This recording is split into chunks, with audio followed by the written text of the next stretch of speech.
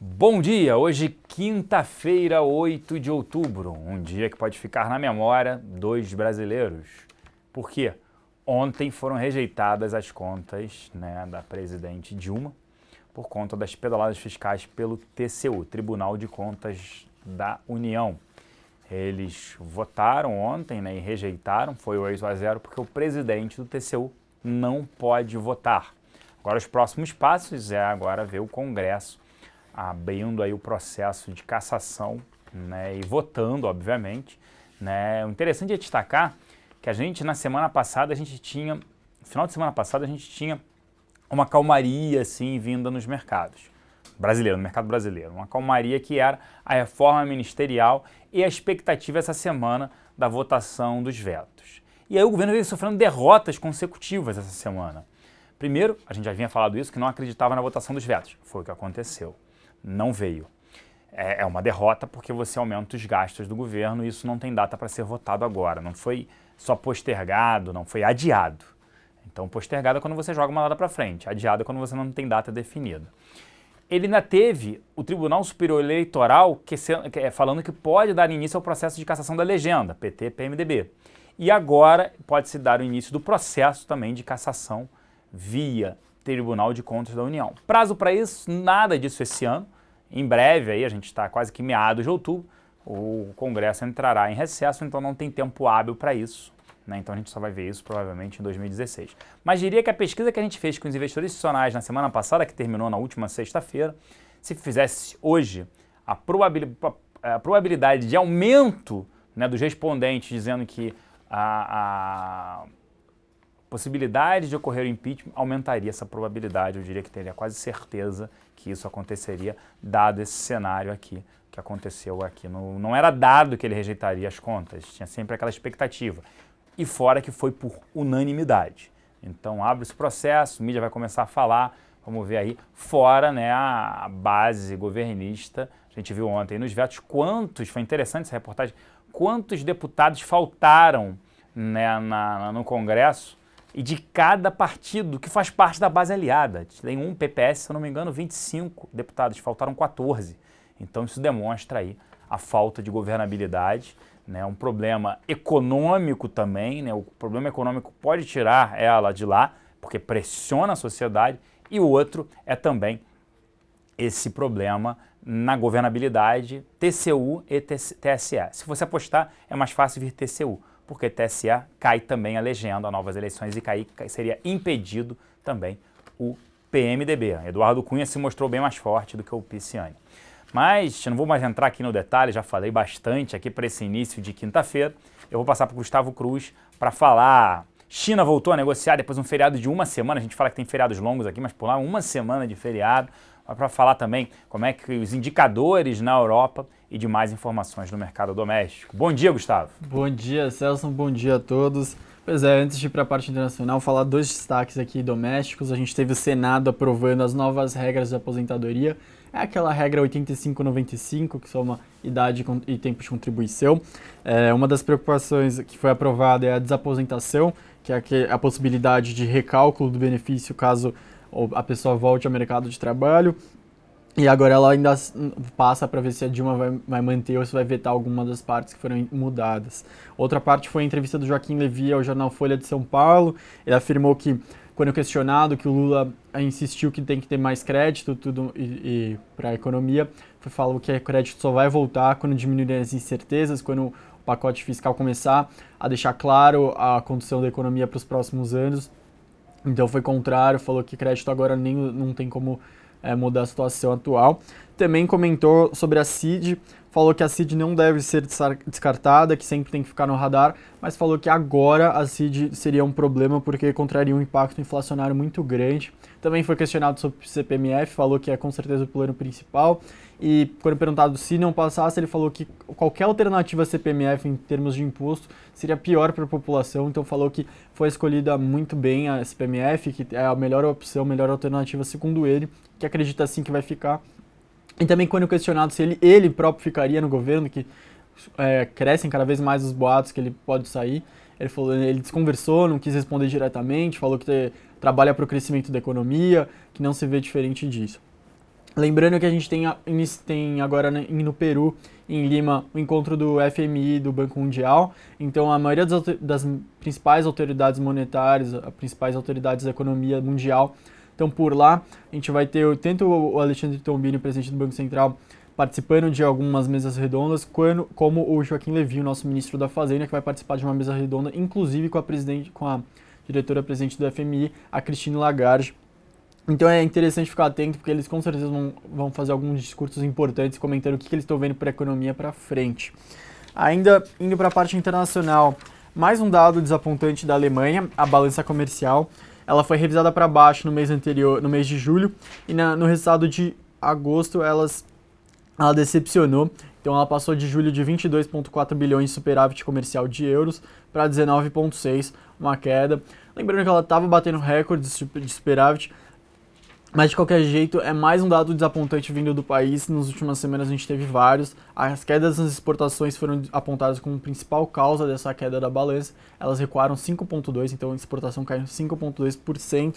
Limitou um pouco os ganhos das bolsas. As bolsas que lá fora estão bastante apreensivas com a ata do FONC, que vai ser divulgada agora à tarde. Lembrando que é da reunião de setembro, que não decidiu por manter a taxa de juros, e era uma das reuniões que tinha maior possibilidade de subir, maior questionamento, maior divergência entre os analistas. Ainda lá fora, já no FMI, já no evento que está tendo, que eu acabei de falar, no Peru, uma autoridade o vice-presidente do Banco do Povo da China comentou que ele enxerga a moeda chinesa flutuando no longo prazo. Ele falou que agora ainda não é possível, que ainda precisa reorganizar a economia, que a economia está desacelerando aos poucos, que conforme a economia caminha por uma desaceleração organizada, ele enxerga assim que no futuro a moeda chinesa vai flutuar bem mais, segundo orientada pelo mercado e com menos intervenção do governo. A gente também teve hoje pela manhã a reunião do Banco da Inglaterra e do Banco Central Europeu, com membros depois discursando. Do Banco da Inglaterra, eles comentaram que já tem membros falando em subir juros por lá já nesse ano de 2015, mas que o consenso ainda é para subir em 2016 e que eles seguem preocupados com a inflação por lá. Mesmo discurso também parecido com o do Banco Central Europeu, na parte da inflação, também estão bem preocupados, mas ambos falaram já que não estão tão preocupados com a desaceleração da China, acham que foi um exagero que aconteceu no começo de agosto. O Banco Central Europeu também comentou que ainda não vê aumentando o pacote de estímulos, mas que ainda está no radar, que isso pode realmente acontecer, mas que ainda não está no momento. Eu vou devolver agora para o Celso, espero que todos tenham um bom dia, então ficar bastante atento a essa ata do FONC agora à tarde, às 3 horas. Com você, Celso. Isso, Gustavo, obrigado. Toma atenção aí à ata do FONC nos Estados Unidos. A China abriu por lá o mercado, o Xangai Composto, subiu 3% hoje, e o minério também vinha subindo porque ele ficou parado aí quase que uma semana. Fluxo aqui na casa ontem, Net Vendedor, os locais em 24 milhões de reais. Destaques na compra para Suzano, Brasil Foods e Ultrapar. Destaques na venda, Ambev, BVMF, Klabin 11, BB Seguridade e Bradesco. Nas duas pontas, Petro 4, Vale 5, Itaú, Petro 3 e Vale 3. Os estrangeiros terminaram o dia Net Vendedores em 6 milhões de reais. Destaques na compra para Brasil Foods, Ambev, JBS e Cosan, CZTL 33. Além de Embraer, destaques na venda para Suzano, Vale 5, Semig, Sula 11, BVMF. Nas duas pontas, Petro 3, Bradesco, Vale 3, Itaú e Petro 4. Já falei da China, como é que fechou o índice por lá. Ambev, SABMiller e Embev, O presidente executivo CEO, Carlos Brito, da Anheuser-Busch Embev, controladora da Ambev aqui, falou que a SABMiller deveria aceitar o valor. A gente segue reiterando o call neutro em Ambev e recomendando proteção para quem tem um ativo, porque o nível de valuation está extremamente elevado, 22 vezes lucro para ano que vem em Ambev. Excelente empresa, a gente não recomenda short, mas para quem tem é interessante montar uma proteção via fence, via produtos estruturados. Vale destaque também, notícia que saiu aí, dizendo que a JBS, a holding da família Batista, a JIF, faria uma proposta, junto com a Eldorado Celulose, por 24,99% da fibra. Isso pode aí motivar uma alta do ativo, mas a gente segue preferindo no setor de celulose exposição a Suzano. A gente acha que tem que ter em carteira uma exposição a dólar e, no caso, Suzano é a nossa preferência. Oi, Tim, destaque para Oi, né, podendo aí, tendo que responder as perguntas da CVM e também da Bovespa sobre se ela havia contratado o BTG para procurar um parceiro ou possível venda. Ela informou que procurou sim e contratou o BTG aí numa estratégia de reestruturação e até de encontrar interessados. A gente vem destacando isso, que a Oi racionalmente deveria ser vendida, né? A gente não recomenda exposição nem a ela nem a TIM. Para quem se beneficia com tudo isso? É a Vivo. A consolidação no setor é benéfica para a Vivo. Por quê? Porque a gente tem a Oi e a TIM, todo mundo sabe, elas criaram uma canibalização no mercado, a busca do ganho por market share, oferecendo um serviço cada vez mais barato. O que aconteceu? Elas criaram, né, o TIM para TIM de graça através do pré-pago, Oi para Oi também, então a Oi copiou, né, e vieram sempre com tentando buscar um ganho de market share via pré-pago que dá um menor retorno. Já se a gente prestar atenção nas propagandas da Vivo e da Claro, elas buscam o que a gente chama de heavy user, o high-end, aquele consumidor pós-pago. Essa é a maior base de clientes deles. Então, se você elimina um competidor que canibalizava o mercado junto com outro, vocês vão ter dois competidores racionais a partir desse momento e só um tentando canibalizar. Então fica mais fácil a competição, piora para nós consumidores, mas melhora para as empresas, melhora nesse cenário. Então a gente acredita que a consolidação aconteça, ela pode demorar um pouco mais, mas Oi segue extremamente alavancada e endividada. A gente reitera o call em Vivo, com dividend yield projetado de 7% e negociando a múltiplos atrativos. A gente recomenda exposição sim a Vivo através de VIVT4. Acho que ainda vale a pena aí destaque no setor de educação, já era esperado, mas o setor andou muito ontem. A MP 686, que libera um crédito extraordinário de 5 bi 180 milhões, ela foi aprovada ontem no Senado. Então vale destaque, ontem várias ações subiram. Ânima, a gente não sabe o motivo, porque a Ânima também disparou, mas a gente segue otimista com Croton devido ao nível de valuation. E destaque na nossa mesa de BTC, destaque para Estácio, Vale 3, Taesa, Copel 6, B2W, Rumo 3 e Magazine Luiza. Inclusive, ontem tivemos um recall, né? Ou seja, quem doou o ativo, ele pede de volta esse ativo em Rumo 3. E aí acaba dando um squeeze. Então destaque ali na nossa mesa de aluguel para Rumo 3. Bastante demandada Magazine Luiza, Localiza e Sabesp, está difícil encontrar também blocos e segue difícil encontrar em Estácio, né? Aluguel para Estácio também está bastante complicado.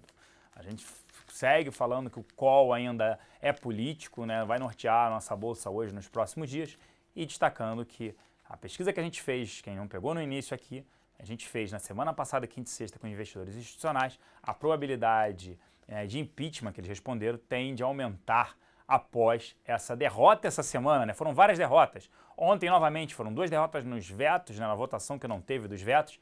Tribunal Superior Eleitoral falando que poderia abrir o processo para caçar a legenda PT-PMDB. E ontem o Tribunal de Contas da União abrindo aí, quer dizer, rejeitando as contas por unanimidade e podendo abrir um processo de cassação que, se vier a ocorrer, não será esse ano, só deve ocorrer no ano que vem. Eu vou chamar aqui, vou saber se a produção posso chamar o pessoal aqui, a Infomoney, o Thiago Salomão, se já está tudo pronto por lá. Aí a gente já pode chamar aqui. Então, a produção falou que sim. Eu vou convidar aqui o Thiago Salomão para participar, para falar desse cenário político, o que ele está achando. Vamos lá, bom dia, Salomão, tudo bem? Bom dia, Celso. O microfone tá meio ruim, cara. Eu não tô te ouvindo muito bem. Pera aí, só um minuto. Aí, agora. Tá me ouvindo? Tá ouvindo? Perfeitamente. Você eu estou ouvindo perfeitamente. Tá um pouquinho chiado, mas eu tô ouvindo bem. Tudo bom, Celso? Tudo bem, né? Ontem pode ter sido um dia histórico aí, né? Uma noite histórica novamente para o país, né? Com o Tribunal de Contas da União rejeitando as contas com as pedaladas fiscais. Será que a bicicleta quebrou? Se acertou em cheio, né, Celso? Falou que não ia rolar os vetos. E agora que o TCU aprovou não, né? Reprovou as contas, o que você acha que vai acontecer com os vetos? Vou olhar aqui, deixa eu pensar. Eu acho que abre a possibilidade, eu acho que o Tribunal Superior Eleitoral, com a possível abertura de processo para a cassação da legenda PT-PMDB, pressiona o PMDB para um processo de impeachment via Tribunal de Contas da União, que aí com as pedaladas fiscais ele pode abrir o processo. Acho que o governo não tem força, não tem governabilidade, por isso não teve os vetos. Teve uma reportagem interessante ontem informando que quais partidos tinham os deputados, que a quantidade de partidos, deputados por partido, e vários assim, PPS, 25 deputados, não foram 14. Então assim, para votar agora, aumenta a probabilidade de impeachment. Eu acho que diminui a probabilidade de ter pizza aí esse ano, da gente não ser uma república das bananas e sim de avançar o processo. Não estou dizendo que vai gerar o impeachment, mas pelo menos esse processo ser iniciado e se ocorrer só ano que vem. E na sua experiência, Celso, principalmente do que aconteceu no passado nas eleições, esse impeachment voltando para o radar vai ser bom ou ruim para o mercado? Obrigado, me chamou de velho, né? Falou aqui pela minha experiência. A experiência ano passado, Celso. Também estava aqui. Fui cara pintado na época do Collor. Eu acho assim, no primeiro momento prejudica a Bolsa, por quê? A Bolsa ela subiu, se a gente for olhar, claro, teve o cenário externo que favoreceu, mas a Bolsa subiu de quinta-feira da semana passada para cá, muito por conta da reforma ministerial. Se a gente olhar o final de semana passado, estava tudo calmo. O governo aprovou, deu cargos, ministérios para o PMDB, achando que ia passar os vetos. Os vetos seria bom para a governabilidade e bom para o país, porque você tem um menor gastos. Não se passou. E agora ainda teve a derrota de... Os vetos, não teve votação dos vetos, e você teve TSE e TCU essa semana, ou seja, foram várias derrotas para o governo. Então, acho que no primeiro momento piora a Bolsa, e se tiver, até pela pesquisa que a gente fez, uma probabilidade de impeachment, eu acho que a Bolsa pode voltar ali para entre 50 e 55 mil pontos, mas no curto prazo acho que tenderia a sofrer. Entendi. Bom, tá bom, muito obrigado aí pela análise já instantânea. Eu já vou acompanhar o mercado para ver o que de fato vai acontecer, Celso. Ok, uma excelente quinta-feira, um grande abraço, Salomão. Para você também, Celso. Bom, Infomani na Bolsa está começando. Um dia que promete ser bastante agitado no mercado, principalmente com tudo que aconteceu ontem no campo político. A Bolsa, nesse momento, ainda não precifica um cenário de queda, principalmente depois de 7 altas, era esperado que toda essa agitação política trouxesse uma realização de lucros, mas o mercado, tanto aqui como no exterior, está entre perdas e ganhos, leves quedas. O dólar voltou a cair, vamos ver se ele continua em queda. O dólar ele abriu em alta e voltou a cair, agora está zerando perdas. A Bolsa, o índice futuro, a mesma coisa. Ele abriu em queda, virou para alta e agora está na faixa de, vamos ver agora, 0,04 de queda, ou seja, o mercado está praticamente estático, sem saber exatamente o que fazer agora que a gente está com esse cenário político todo embaralhado, né? Como o próprio Celso já falou, o governo teve uma vitória política, dormiu bem no fim de semana e agora tudo parece ter ido por água abaixo. Bom, vamos passar rapidamente dos destaques do mercado. Futuro está estável, dólar também volátil, perto da estabilidade. Lá fora, Dow Jones e S&P marcam leve queda. E a Europa está entre perdas e ganhos. O mercado europeu vale a pena ficar de olho, que está voltando no radar a possibilidade de um QE na Europa, né, o Quantitative Easing, o programa de injeção de capital. Praticamente o Banco Central compra títulos e jogando dinheiro na economia, trazendo liquidez para com isso tentar dar uma impulsionada na economia local. Isso tem ganhado força por 2 fatores principalmente. A piora na atividade alemã, que é praticamente o porto seguro da Alemanha, da Europa, e esse choque de perspectiva sobre os juros americanos, né? Que o Federal Reserve quer elevar nesse ano, o mercado já precifica que a alta vai vir só no que vem, e isso tudo pode atrapalhar a recuperação da economia europeia. Falando nos Estados Unidos, hoje na agenda está a ata do FONC. É um evento que vale a pena acompanhar, porém, a ata do FONC é referente à reunião que aconteceu antes da divulgação do relatório de emprego, que trouxe todos aqueles dados piores que o esperado e chacoalharam as perspectivas sobre alta de juros por lá. Então, talvez o que vai ser dito já não vai estar tão atualizado com o que está acontecendo. Mas se a ata do FONC não vier tão atual, vai ser às 3 horas da tarde, horário de Brasília, a gente tem 3 diretores do Federal Reserve, presidentes regionais, discursando hoje. Às 10h30, o James Bullard, do Fed de St. Louis. Às 2 horas, o Cocher Lakota, do Fed de Minneapolis. E às 4h30, John Williams, do Fed de São Francisco. E lembrando que hoje marca o retorno das bolsas chinesas, né? Ficaram um feriado de 7 dias, uma longa sequência de descanso. E, naturalmente, as bolsas chinesas abriram em alta, mesmo com o cenário hoje um pouco mais estável. O mercado chinês está digerindo toda a alta que os mercados globais tiveram ao longo dos dias. Bom, passando agora para o noticiário político, as 4 derrotas de Dilma, né? O TCU decidiu por unanimidade rejeitar as contas da Dilma em 2014. Ela se tornou a primeira presidente desde 1937, época do governo Getúlio Vargas, a ter as contas rejeitadas pela TSU. O Planalto vê a decisão como um estímulo ao impeachment, mas a Dilma lutará pelo mandato até o fim, segundo a apuração do Estadão. As 4 derrotas que a gente referiu a Dilma foram o adiamento da análise dos vetos, para quem acompanhou ontem, né, estava esperado para anteontem, 11h30, por falta de quórum passou para ontem, 11h30, e por falta de quórum deve ficar só para daqui 2 semanas. Tem gente que fala que pode rolar semana que vem, mas a situação política agora está muito incerta sobre isso. A segunda derrota foi o STF rejeitar o pedido do governo contra o relator das pedaladas fiscais, o Augusto Nardes. A terceira derrota, a rejeição das contas da Dilma no TCU. E a quarta derrota, aumento de possibilidade de impeachment, com a aprovação do PSDB no TSE, que pede impugnação da chapa Dilma-Temer, por irregularidades na campanha de 2014. Uma análise bem legal que saiu uma entrevista na Bloomberg com o David Fleisch, o analista político. Ele falou que a Dilma foi derrotada no TSE, está sendo derrotada no Congresso com a falta de quórum, derrotada no STF e agora perdeu no TSU. É a semana de Waterloo da Dilma, né? Semana Waterloo da Dilma. E sem dúvida a Brasília vai respirar bastante o clima de impeachment na próxima semana. Análise do David Fleisch. A gente vai jogar aí no chat. A gente fez uma matéria, uma agência de notícias compilou um catadão de opiniões sobre, desde economistas até políticos, sobre o que aconteceu, como que o mercado vai digerir essa decisão do TCU. Bom, como a gente falou do processo de impeachment no radar, segundo a apuração da Folha, logo após a reprovação do TCU, deputados de oposição se reuniram na casa de Eduardo Cunha para tratar sobre o roteiro de impeachment que vai ter no governo, né? O roteiro deve determinar o arquivamento do pedido elaborado por Hélio Bicudo e Miguel Reale Júnior, logo após o feriado de 12 de outubro. Bom, e o outro ponto destacado no cenário político foi o blocão que foi desfeito, né? PP, PTB, PSC e PHS deixaram o chamado blocão de apoio do governo, deflagrando uma derrota do Leonardo Pisciani, deputado que negociou diretamente com a Dilma e com os novos ministérios do PMDB. Os partidos formam agora um novo bloco com 82 deputados. Bom, vamos passar rapidamente para os destaques da Bolsa, que o mercado já está fervilhando aqui. Vamos dar uma mostrada aqui no gráfico. Nesse momento o Bovespa ainda estável, mas muita ação mostrando volatilidade. Vamos pegar aqui no Ibovespa. A gente queria destacar a ação da Oi, aí realmente já aparece como a maior alta do dia. A Oi que saiu uma notícia bem interessante ontem e já voltou a ter repercussão hoje. A Oi, por meio do BTG Pactual, está estudando o plano de fusão com a TIM, com mais o aporte do fundo Letter One. A aposta é que a fusão não demandará ajustes ou venda relevante de ativos e a Oi receberia cerca de 10 bilhões de reais em novos recursos, enquanto a Telecom Itália, que é dona da TIM, poderia consolidar o balanço de operação resultante da união das duas companhias. Oi, nesse momento, sobe 6% com um gap de alta.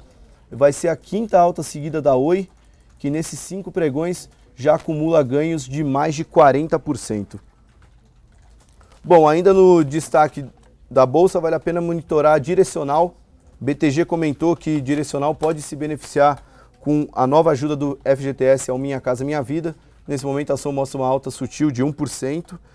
E também destaque da Petrobras, foi muito comemorada a ausência da Petrobras no leilão da ANP. O Itaú BBA falou que a ausência de proposta da empresa é uma indicação positiva de que o corte do CAPEX proposto está sendo implementado. Vamos ver se a Petrobras, como é que ela abriu no pregão de hoje. Ela está abrindo com uma leve queda de 0,5%, mas a Petrobras, vale a pena lembrar que nesse rally de 7 dias da Bolsa, ela subiu mais de 30%, ganhou 31,7 bi de valor de mercado, foi a empresa Ibovespa que mais ganhou nesse rally. Bom, eu me despeço aqui, tenham todos bons trades e até amanhã com mais InfoMoney na Bolsa. Até lá!